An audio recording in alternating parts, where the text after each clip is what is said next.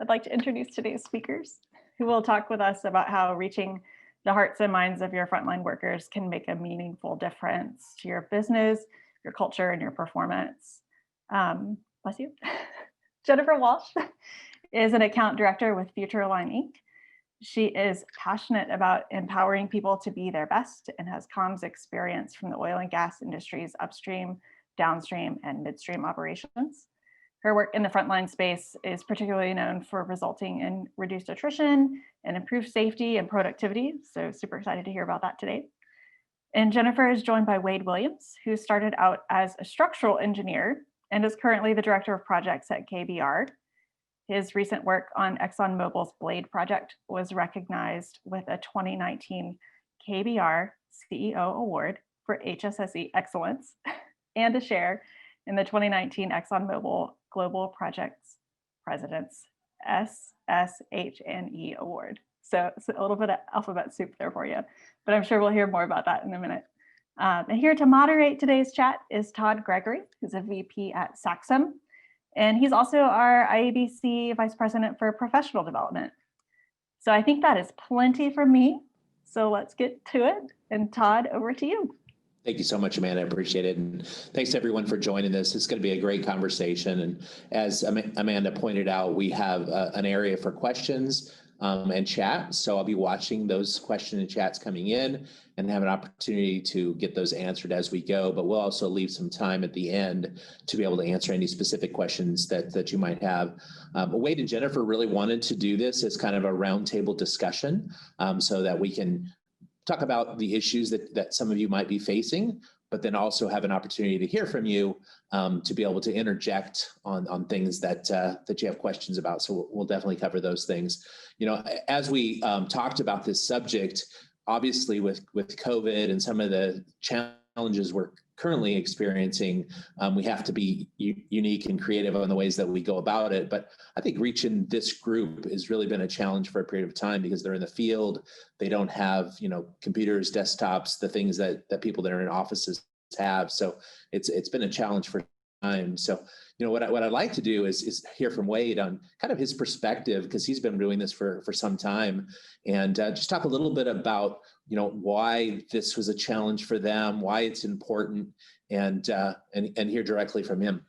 It's always a challenge, and with construction work and trying to communicate with the workers, that's always been difficult in nature, just because of the folks that are out there. They usually would prefer to just be left alone and get their job done. They're very transactional. They feel like they can do it and they don't need to really be bothered. And but we've seen through history, through the past, that if we do that, then you end up with safety issues, and that's the last thing that we want. And usually with safety issues, you have productivity issues as well. So we have to communicate with them.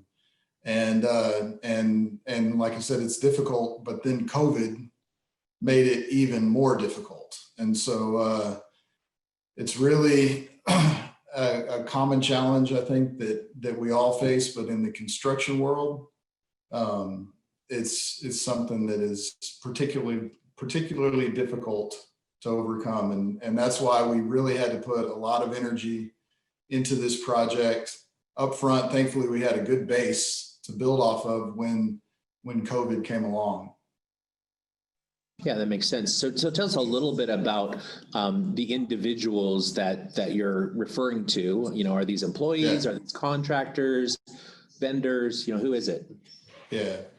So for us, this was a refinery expansion project. This was the Blade project. And we, KBR, were doing direct hire construction, and we also subcontracted out to some specialty contractors for some of our work that we're not really versed in. And so these were our own employees who were doing traditional construction type work. So foundations and the concrete work related to the foundations, then ironwork, piping, electrical, instrumentation. And then the subcontractors were driving piles, building tanks. So a variety of different crafts, but primarily craft workers, craft construction workers. Yeah, I think you shared with me in the earlier conversation of kind of how it used to go. You know, there's a foreman that would get out in front of the group and kind of tell his individual story. Want to share that story? That was kind of fun. Yeah, there were two primary, I would say, ways that this was approached. It was someone asking someone for a volunteer who's been on a job where somebody's been killed, and then everybody raises their hand, and then the people that haven't been on a job where somebody's been killed, they raise their hand anyway because they don't want to be the only one that doesn't have that dubious badge of honor, so then it's more of a finger pointing. We don't want to have that happen here, and then that leads you into the second primary tactic, which is usually now you guys be careful, and if I see you doing something wrong, then what that's going to result in, and so that, I think we all know human behavior, that really doesn't work. We take risks all the time, knowing that it could go wrong at any moment, but we're willing to take those risks. And construction guys, they tend to just be, they're more in that direction. So you've got to get into their hearts, and we've got to really make them believers and build up a culture, because you cannot be with them all the time. That's one of the most fundamental issues, is that, yeah, if we could be there and we could watch them 100% of the time, then problem would be solved for the most part, as long as our hearts and our minds were in the game, Yeah, so absolutely. You can't control them, and that's one of the biggest issues that we have. So you've got to build that culture in so that it just becomes a habit. We form the habit of being safe and them doing the right thing. That's great. Yeah. So that's great perspective. And, as Jennifer joined this conversation and started kind of listening to some of the concerns that you had and understanding from the experience that she's had in previous clients and what they do and what they're great about, Jennifer, tell us your perspective on how you took this concerns and this approach and came back to the team and said, here's how we would do it. What was also really interesting about Blade is it wasn't just KBR as the engineering company. We had two, one that was doing early works and then one that was doing the outer battery limits type of work. And so we had two very different companies, plus Exxon, plus a number of subcontractors. So we had all of these different people and their own cultures coming together. And one of the first things we had was a unified identity, some shared core behaviors, and then the peer-to-peer accountability, so that after we've defined what these core behaviors are and using our frontline people to help build what those core behaviors are, then we hold them accountable, and they hold each other accountable to make that come alive. And then we supplement that with reward and recognition. So that's the fundamental piece of how you listen to what the business problems are. Okay, what are some of your issues? Help them define what the behaviors need to be successful on this project, and unify everybody, whatever background they're coming from, whatever baggage they're bringing to the site.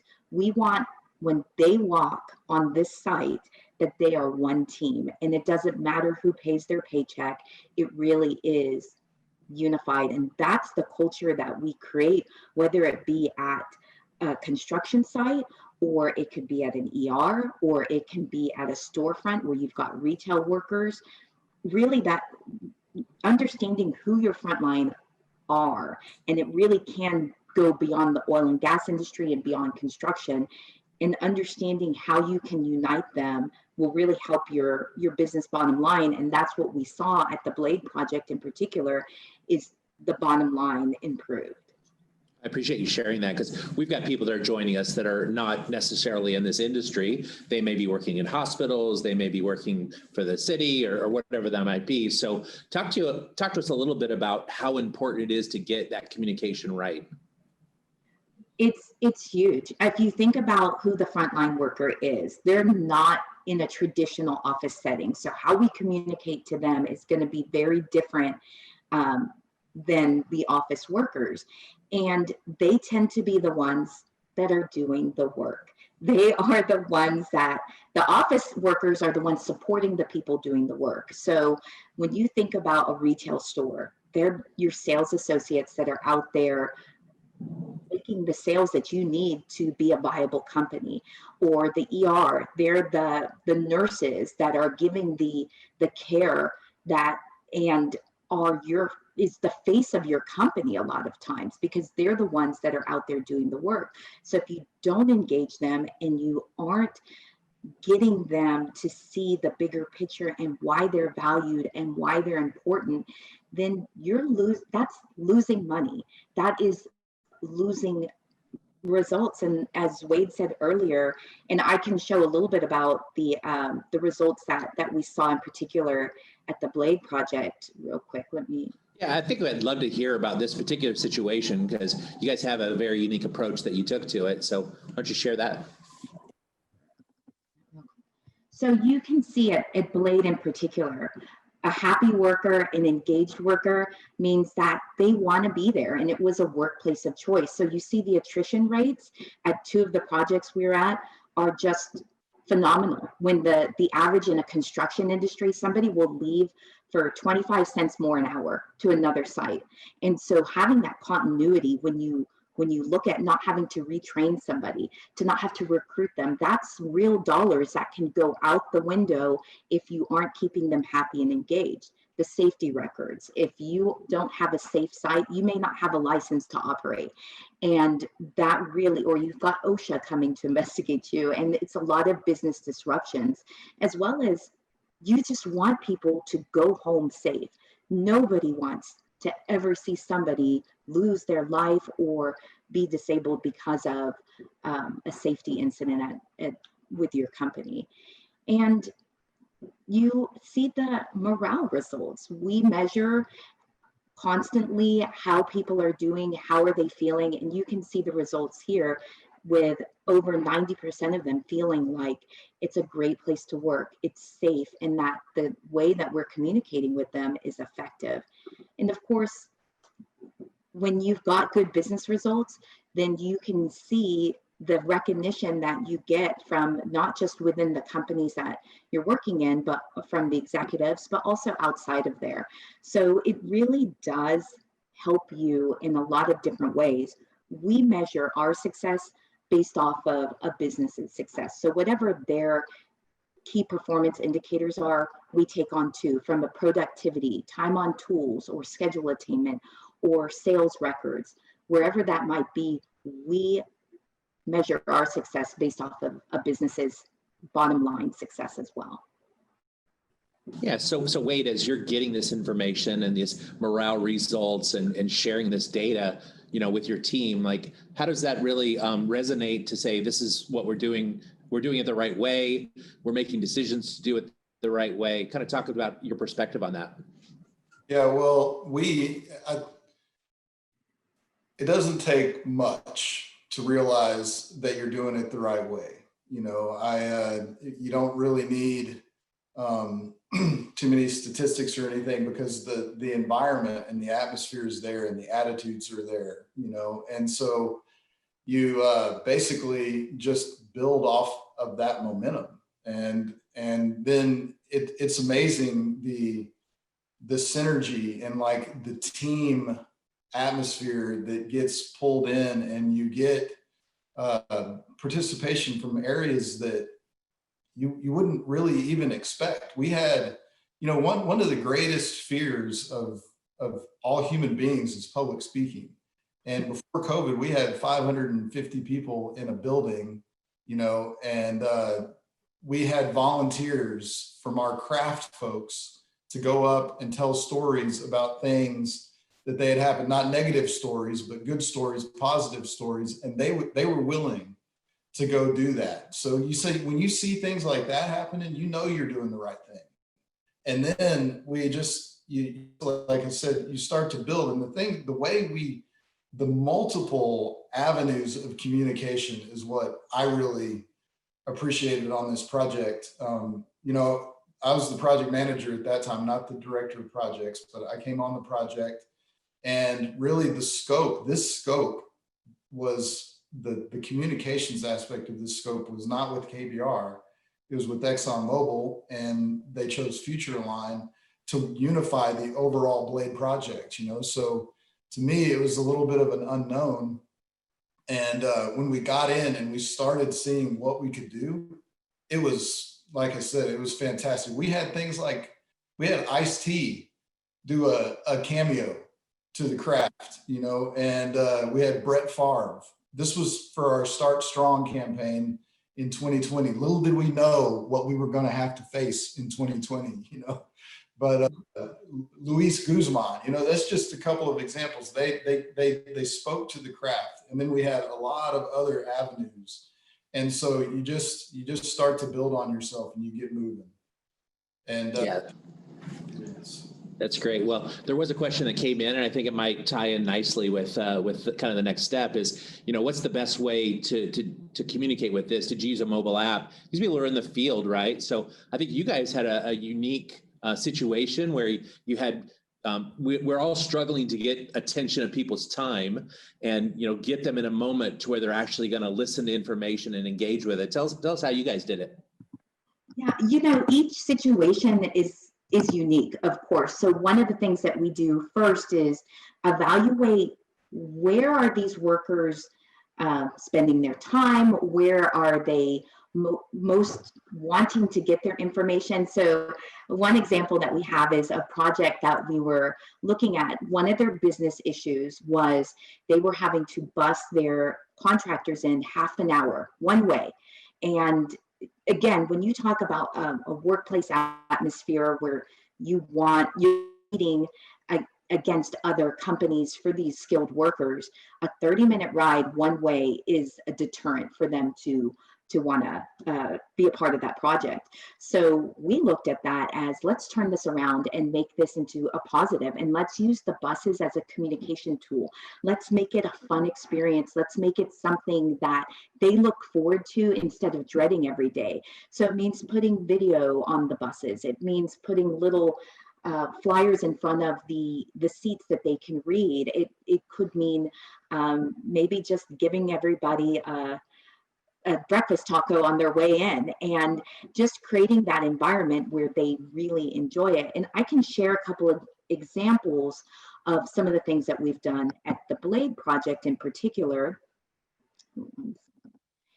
In terms of the visual reinforcements that Wade was talking about a second ago, of just looking at where they are. So sometimes you just have to go old school with these people, and it means flyers on windshields, which is something we did during COVID when we had to switch our because we couldn't have those face-to-face type of interactions. Now we couldn't even hand it to them a newsletter anymore, because that interaction was just another touch point that could potentially spread COVID. So we started putting them on their windshields while they were at work, or we put them in napkin dispensers, or you've got the A-frame. And just when we talk about trying to create that common identity, we use the Blade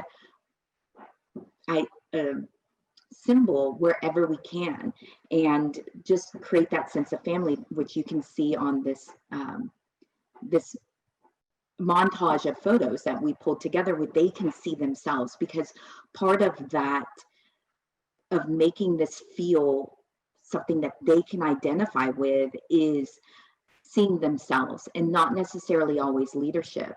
Another thing that we do are videos. And again, it's about this heart-centered approach. It's making them tell their own stories, and they want to tell the stories.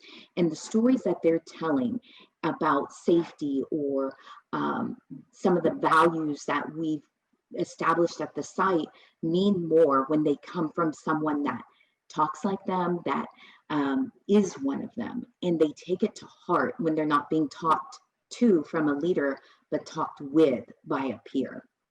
And we put these out at a site weekly. The banners reinforcing the values that we've got at a site are everywhere. And we look at placement very purposefully of where they're going to see it, where do they spend their time. Again, another just reinforcement, maybe it's on a sign that shows locations, or as you're entering in, every time you step foot in the site, you feel like you're a part of something bigger. And yeah, so those are some examples of what we do. But again, just really taking a look at where do they get information and how can we reach them. Hey, that's good stuff. I appreciate you sharing that. So, not everyone on the call has the budget that ExxonMobil and KBR might have, and all of that stuff looked amazing, but maybe give us a couple, 2 or 3 tips that you could talk about how you can keep your employees engaged and some things that they could take away with them. So, Go ahead, Wade. yeah, I was just real quick. One thing you can do is some very simple things, and it makes a big, big difference. Before COVID, we would meet everyone at the gate and just tell them good morning and shake their hands. And it was the leadership. We had to stop that after COVID. We would speak to them in the large meetings on almost a daily basis. Every day, one of the project leaders was speaking to the craft. And then in the morning, we would go out and be with them before they started work in the morning. And then after COVID, we actually started doing radio shows where we used the walkie-talkies that everybody had, got everybody on the same channel. And then we rotated through the KBR project management, ExxonMobil project management, and construction managers and safety managers. And we spoke to everyone. And so we got in, and they were hearing directly from us, and we were able to, convey that aspect of care, which supplemented everything, all of these other communication devices and methods that were out there, that some do cost money, some are much more expensive than others. But you can always at least do that, but it takes time and it takes effort, but it's greatly appreciated. Go ahead, Jennifer. I think I can talk a little bit about, we have basically 7, steps to do this, that if you wanted to try this on a budget. But number 1 is a unified identity. 2 is shared core behaviors. 3 is that peer-to-peer accountability for those behaviors.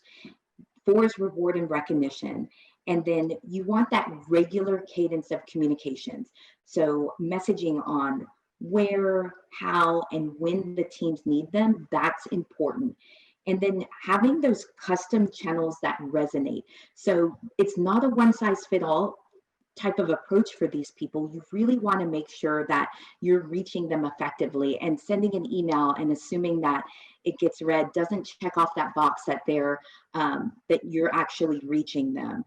And then the last thing is that measured teamwork progress. You want to make sure that you are measuring yourself against business results, but also measuring the morale, measure the culture. And that's 2 ways. It can be either through quantitative or qualitative. So you can put out a survey and get that, but just get out and talk to people and really try to understand where they're coming from, what are some of the things that concern them, and they're people.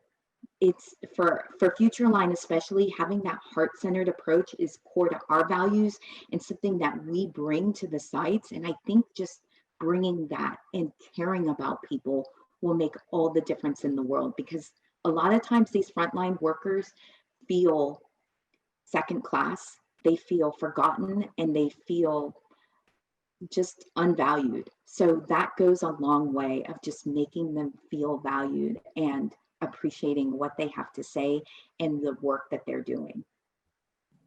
Great. So, a lot of us on the call are communicators, and, we always, every project that we approach, we think about the audience first. So when you're dealing with engaging your employees, talk to me a little bit about how you're defining the audiences, what they care about, how you reach them, and then also measuring, as you mentioned, measuring their engagement. A lot of what we do is talking to them and evaluating and looking at where they are. For one, it might be they're attached to their mobile apps, but in a construction site, they can't have their phones out there, or at an operation site. So it really is having to get out there and evaluate how they work, where they're working, and where they're spending their time, and how they are wanting to be reached, because you think this might be good for them, and they need a mobile app, or they need to do it this way. But if they're not going to use it, like we all know, then what's the point investing in that? So that's where we take a very purposeful approach of, it's not a one size fit all.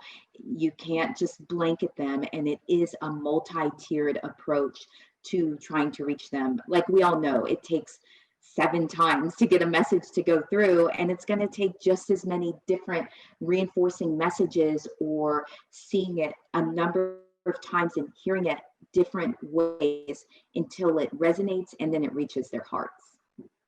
That makes perfect sense. So now that you've had an opportunity, Wade, in your company to do it this way, I'm sure you're working on other clients and other projects, and, going back and being an advocate for communicating the right way. I'll say some of the challenges that we all face is, as communications consultants, is we are making recommendations and advice on the proper way to do it, but you have to have buy-in within leadership and buy-in within the team. Talk to me a little bit about what that conversation would be like for your next project, if you were to advocate for what Jennifer's recommended. Well, in a sense, those people are the new frontline workers that you've got to communicate with 7 times to get them to eventually buy into what needs to be done, so that then they can get to the real frontline workers. So, it takes multiple times, and especially with, leadership and executives, I think a lot of people are intimidated by the executives. They also make very decisions, and they want to move on. And if you believe in something, you've got to try. You've got to keep trying from multiple angles. And just like what Jennifer was talking about with the craft, you get down and you connect with them, understand what's important to them, and then use that to communicate to them. Well, the executives, they have things that are important to them. They are wanting certain results, and you've got to tie that back to communication, and you've got to use, real examples. This is what we did. This is what we've done. We've seen the opposite. I mean, as a matter of fact, on Blade, we had a time where during COVID, some of the more personal communications fell down, and guess what? We started to see near misses go up.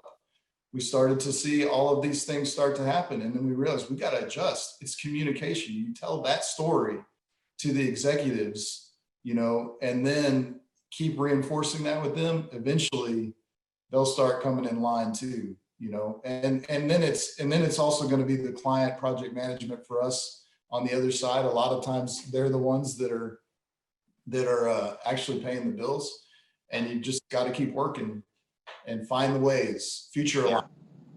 Well, in your world, safety and risk, there's high stakes, right? This is high stakes.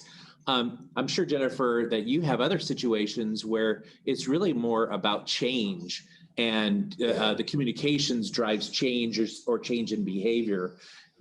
I guess I'll ask you the same question I asked Wade: is getting leadership to buy in on communications that drive change.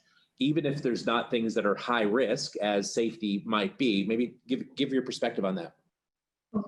I can say that we've had leaders going into this that are not in favor. They don't believe in that communications will have an impact, that have turned into full-fledged believers afterwards. But they have to be part of that journey. And I think a big key to getting them on there is the bottom line and what's important to them, and how can you influence that through communications. And again, as I talked about the business results, if you can say, look, through effective communications, we can achieve better safety, we can create a great place to work so that we're not spending money on having to recruit or retain people and retrain them. Show them the money, as Jerry Maguire might say.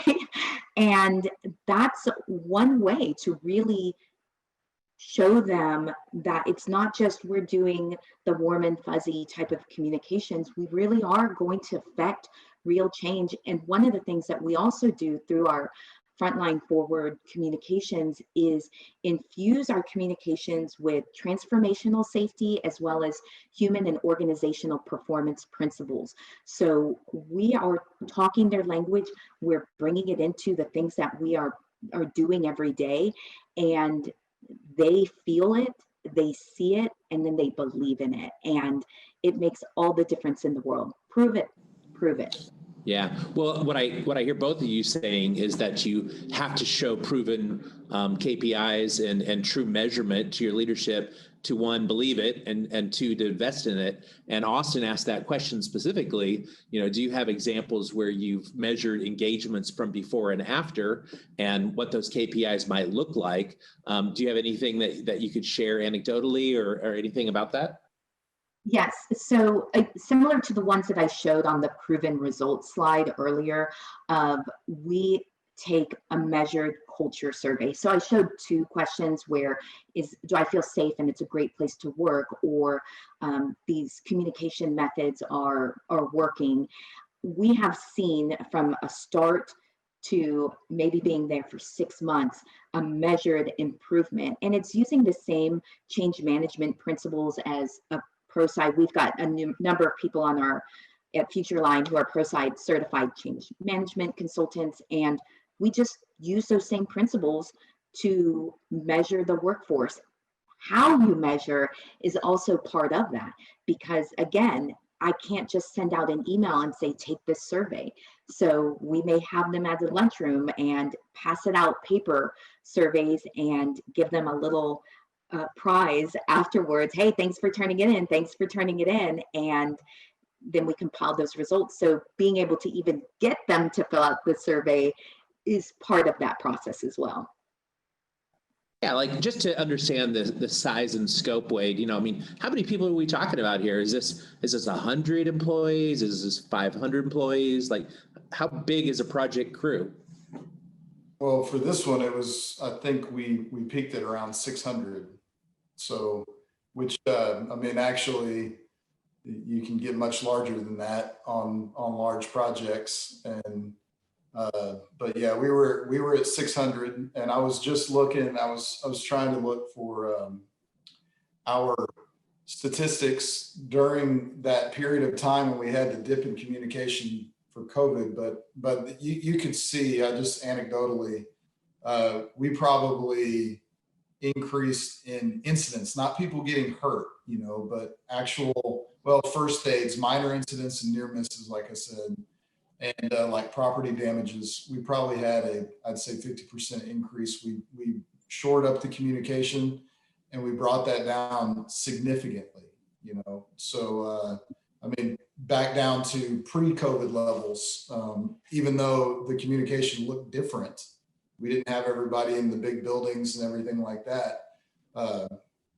We still just through that adjustment, we were able to bring those numbers back down. So great. It's very, to me, it's a very solid example of the differences that you make by being able to just get the message out. And it's the same message fundamentally, it's the same thing. I think that's one of the things that we as human beings, we kind of think, oh, it's not going to make any difference. They've heard this before. This is being said. They're going to feel like this is just something out of a book, some management technique that we're employing. Yeah, some of them will. Some of them will at first, and then they'll start to realize that you really mean it. But it will make a difference. And if there's one person that it makes a difference for, then it was worth it. If you keep one person from getting hurt, or you make one person better in their career, or they improve their productivity, it'll have a synergistic effect overall. So we shouldn't stop intervening. We shouldn't stop communicating ever. It makes a difference for organizations. Leaders, that's what we do. We have to provide the vision, and then we have to keep speaking that vision in to the people, and creating the culture. Great, Wade. Yeah. So for advice, Jennifer, for the people that are on the call here, they're sitting in a communications role, maybe internal communications. What advice would you have for them if they start getting in this situation and don't really know where they turn or can't get the support that they need from leadership? I've been in those shoes before. I was with futureAlign. I was having to do everything, it felt like. And so again, I made the business case to them, and being in a different role where it was just me, and I was able to expand a department by just making a business case to our leaders of how much we could change the culture, we could change how people are reacting just by talking about the business results. But especially if you're on a limited budget, and I'm not really trying to oversell, but one of the things that I wish I had was a futureAlign in my past role, because they can fit needs as I needed it, and I didn't have to hire maybe 3 or 4 full-time employees or contractors, so they could really scale up and scale down when I needed it. So maybe even just approaching it, instead of saying, hey, I need to hire somebody to help me with this, and it doesn't have to be us, it can be somebody else that has a managed service type of provider model, where when I need some extra help, can I why don't we start here and use this approach first and show them the value, take those baby steps, and maybe it will turn into a full-time position for you, would be able to show that proof case. But really, I think you've got to go to the things that are important to them, because if you don't approach it, it's know your audience. And I knew my audiences in my past roles and the people I had to persuade, and it really was what's important to them, and how is what I'm doing, how will that influence what's important to them to get them the results they need. And I got it every time. Yeah, that's great. I would be just curious, Jennifer, from your perspective. Obviously, in this case, you had direct communications with Wade, and he was involved. Like, who else is involved in these discussions? Are you talking to HR? Are you talking to, who else cares about the data? Who else cares about this communication within the organizations?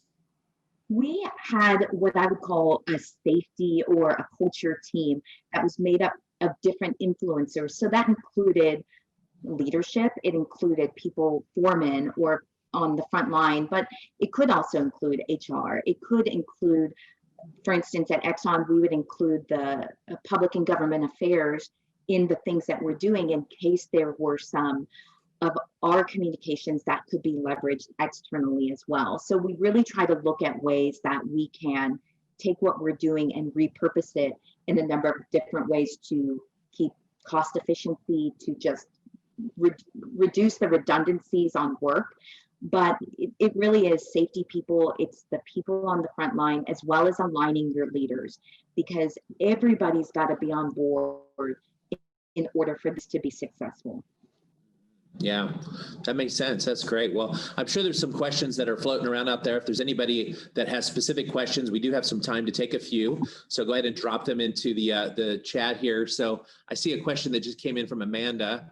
Can you give an example of a time when you thought you had an awesome strategy or tactic and it went totally flopped? So something that went wrong in the past. I'd like to say never, because, but really I can think of Where it can take a turn is defining those core behaviors.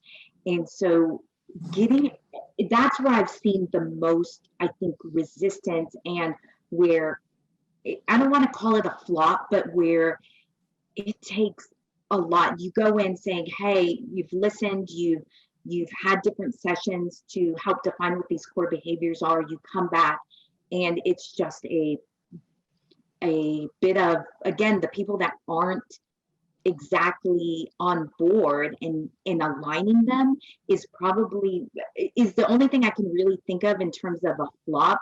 It's not really a flop, but it's more of, you got to get through and you've got to get that alignment, because if you can't get the leaders to align and you can't get your foremen or your site supervisors to align with it, it's key and it's vital in moving forward.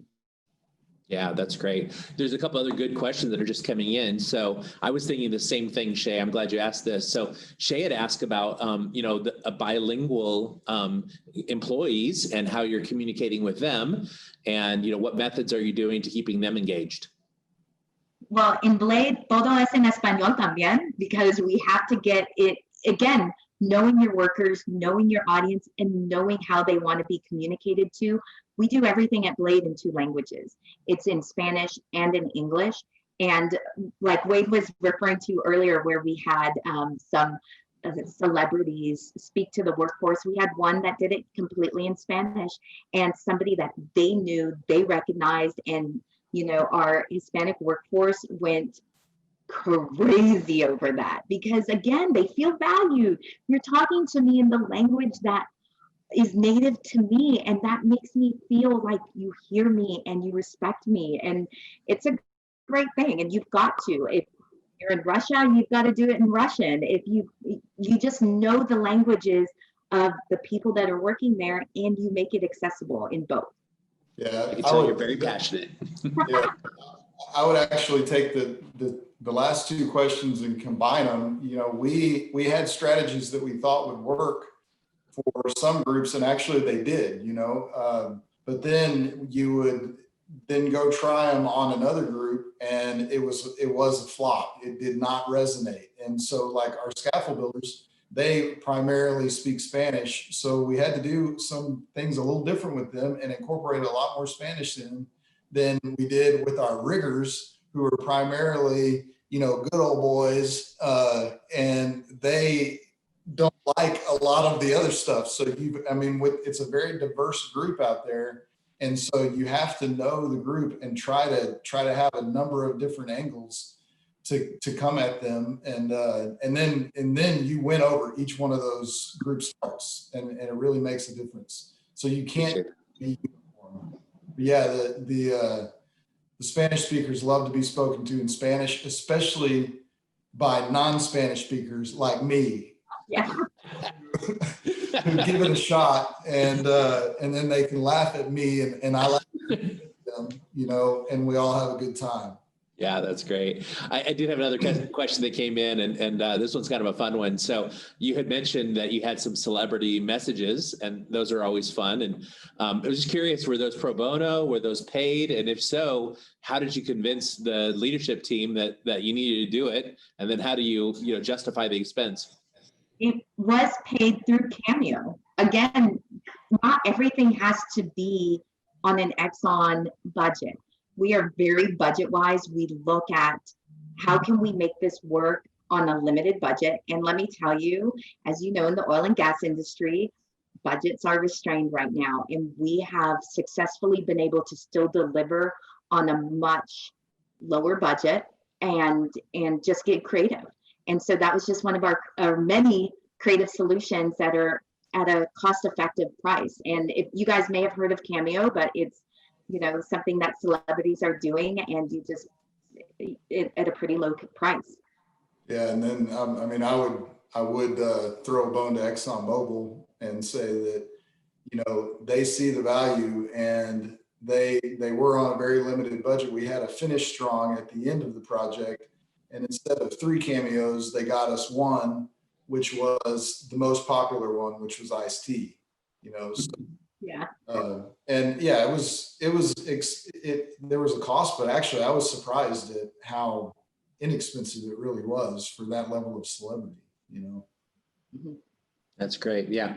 Yeah. We're kind of coming up to the end here, but what are some final thoughts, Jennifer, that you might have for somebody that's in a situation where they're going to take this on and need to get that leadership alignment, and where do you start to get that alignment? How do you get all the great minds together to place value on it?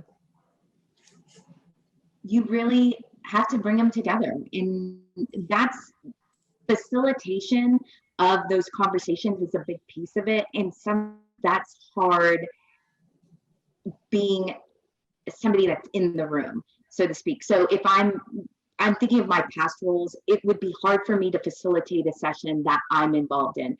And that's where maybe having a third party come in and help at least facilitate and get that alignment would really help.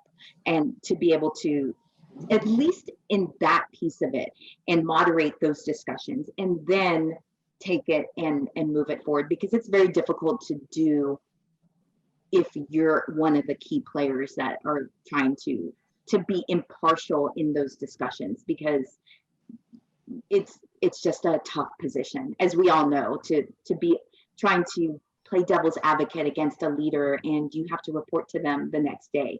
It's not an easy position. And that's where I think, if you do nothing else, bringing in an outside consultant to help you with that piece might be worth the effort.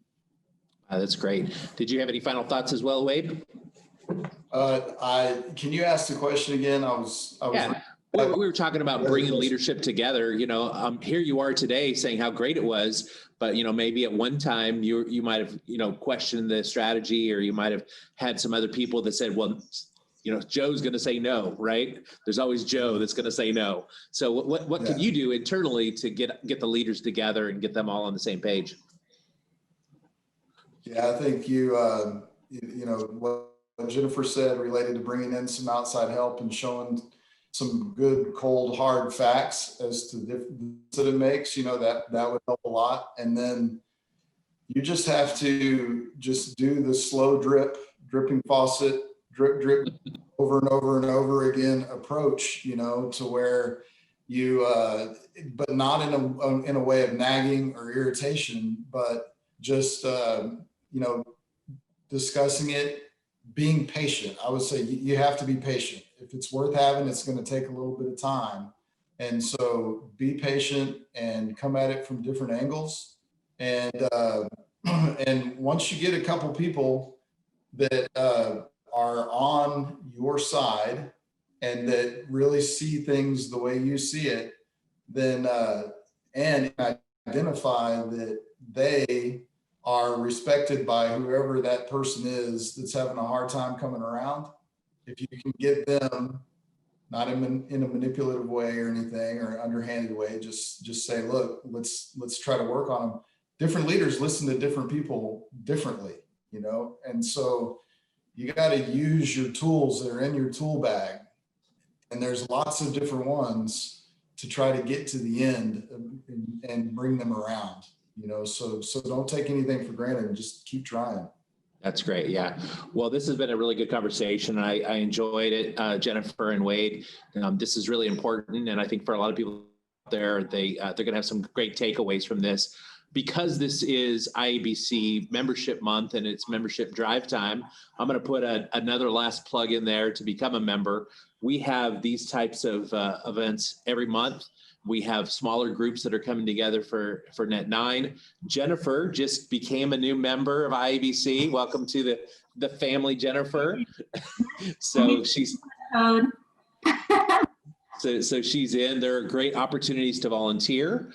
We love to get people involved. Amanda, I'll just tell you, I've been a member for probably about 3 or 4 years now and love it. So as well as Amanda has too. So did you have any final thoughts to share, Amanda? Hey, thanks, Todd. Just close us out. I just want to say a huge thanks to Jennifer and Wade for sharing some really great practical tips with us today on reaching our frontline workers. Todd, thank you for moderating today, keeping the discussion lively. And thanks to all of you for joining us today. And you had different places you could have been today and you chose us. So thank you. And as Jennifer mentioned, we all know that getting people to take surveys is sometimes kind of tough. So before you go, help us out and please take 2 minutes to click the link in the chat box and let us know your feedback on today's session and how we can continue providing interesting and valuable programming for you. Deanna just dropped that in the chat box. And as Todd said, just remember to visit IABCHouston.com for info on things like upcoming events, our careers page, our hardship scholarship, and as Todd said, member month. Don't forget to renew before the end of the month and you can save 25% on your international dues. That was it for me. Just wanted to say huge thanks. Thank you, everyone. Thanks for joining.